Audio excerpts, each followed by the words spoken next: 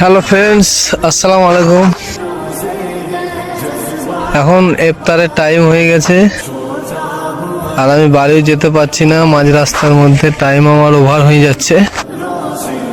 তার জন্য আমি একটা জলের বোতল নিয়েছি। দেখুন, পুজোটা সেরে ফেলবো, তারপর যেখানে টাইম হবে রাস্তার মধ্যে সেখানে এক জায়গায় বসে ইফতার করে ফেলবো।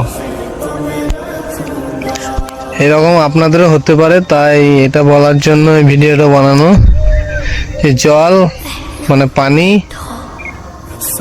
আর কিছু খেজুর বা মিষ্টি নিয়ে রাখতে পারেন ইফতার করার জন্য। জায়গাটা সুন্দর ছিল। দেখুন, আমার উজু করা কমপ্লিট হয়ে গেছে। অনেকে বলবে উজু করার পর ভিডিও করা ঠিক নয়, তাদেরকে বলবো শুধুমাত্র একটা মেসেজের জন্য ভিডিওটা করা।